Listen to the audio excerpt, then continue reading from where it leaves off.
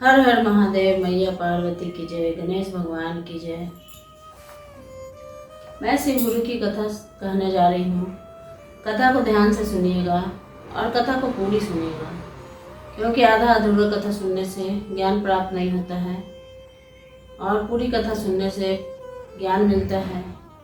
आधा अधूरा कथा सुनने से शिव गुरु का अपमान होता है, इसीलिए कथा को पूरा सुनिएगा।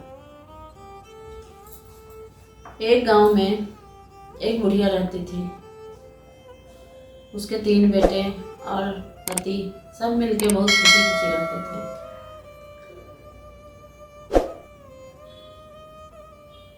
जब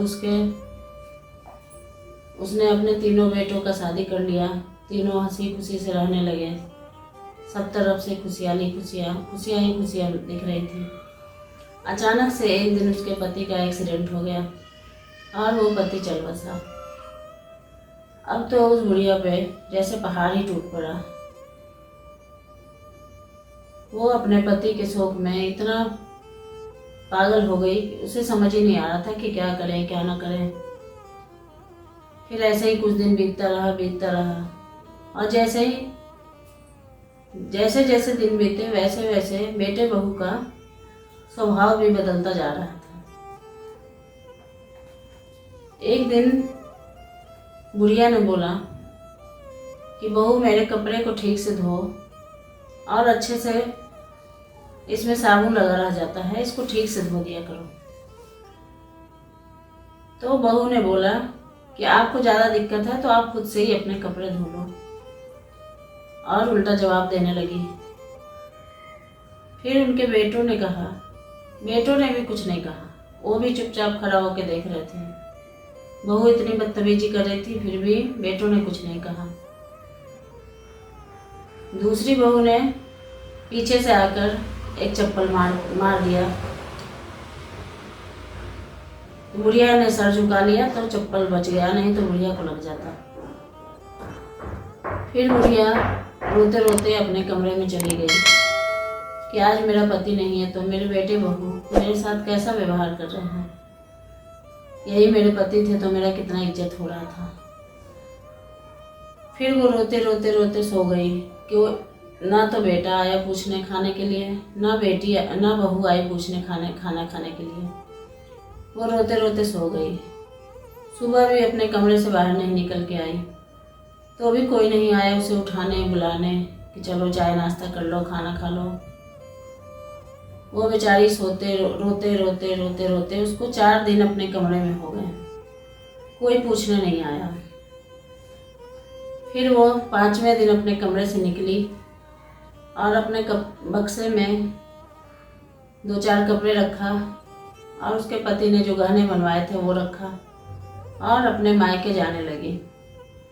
उसने अपने बेटों को आवाज़ दिया कि मैं नानी के घर जा रही हूँ, तुम लोग मुझे ढूंढना मत। किसी ने आवाज़ भी नहीं दिया कि माँ रुक जाओ मत जाओ। ना बहू ने आवाज़ दिया, ना बेटा ने आवाज़ दिया। ये भी नहीं पूछा माँ क्यों जा रहे हो, कुछ भी नहीं बोला।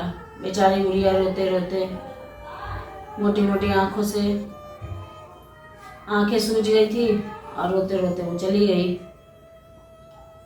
जाकर अपने मायके पहुंची तो वहाँ उसके भाई भाभी बैठे थे। भाई खाना खा रहा था, भाभी बैठी थी पास में। जब भाई ने देखा अपनी बहन को इस हालत में तो वो दौड़ कर गया और पूछा, बहन क्या हुआ, ऐसी हालत क्यों है तुम्हारी। और भाभी ने भी बोला कि दीदी आप बता देते तो मैं किसी को भेज देती बस स्टैंड पर लेने के लिए। तो देखिए बुढ़िया माँ ने अपनी बच्चों की करतूतें सब छुपा ली, अपने बच्चों को बदनाम नहीं होने दिया। उसने बोला कि जब से तेरे जीजा गए हैं तब से मेरी ऐसी हालत हो गई है, मुझे कुछ भी होश नहीं है। उसने अपने बच्चों की बुराई नहीं करी। फिर वो वहीं रहने लगी, वहीं खाया पिया। जब वो खाना मिला तो ऐसे खा रही थी ऐसे भी 4 दिन से तो कुछ खाया नहीं था उसने, तो जल्दी खाने लगी।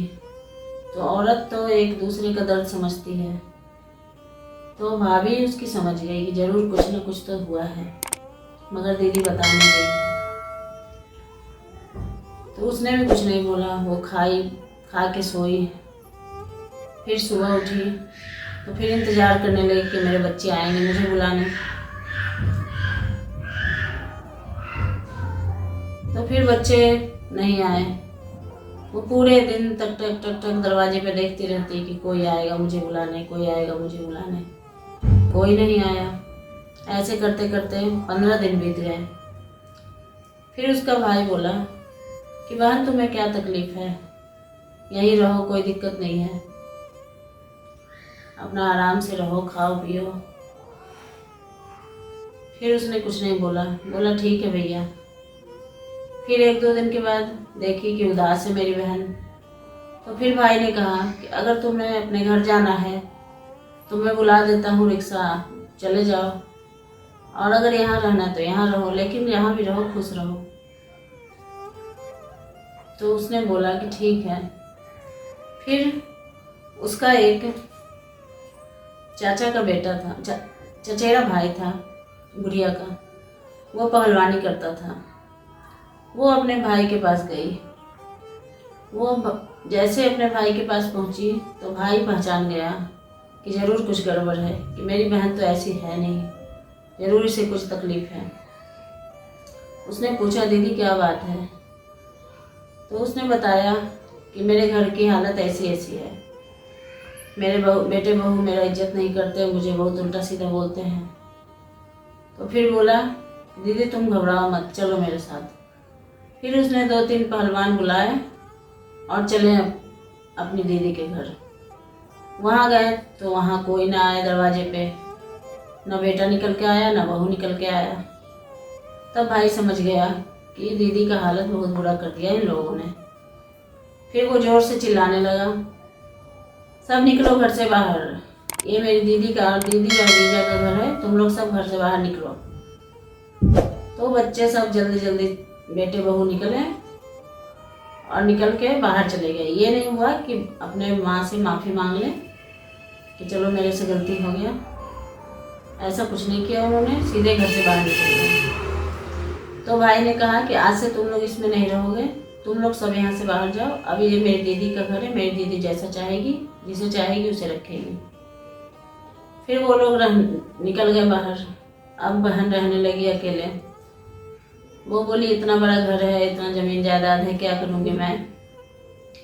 तो वो ज़मीन बेच बेच कर दान करने लगी, अनाथ आश्रम में देने लगी। अब इसका पूरे शहर में नाम होने लगा। ये गरीब बच्चों को पढ़ाती, गरीब लड़कियों की शादी करवाती, और इसके बच्चे दर बदर की ठोकरें खाने लगे। तो फिर एक दिन इसके तीनों बच्चे और बेटे और बहू वापस आए और आकर अपनी माँ के पैर पकड़ के माफ़ी मांगने लगे कि माँ मुझे माफ़ कर दो, मेरे से गलती हो गया। तो माँ होती है, उसने माफ़ कर दिया। फिर वो खुशी खुशी घर में रहने लगी और पूजा भजन करने लगी सब। तो देखिए शिव गुरु की महिमा कितना अपरंपार है। आप शिव गुरु में ध्यान लगाइए, शिव गुरु सबका बेड़ा पार करते हैं। हर हर महादेव, हर हर महादेव।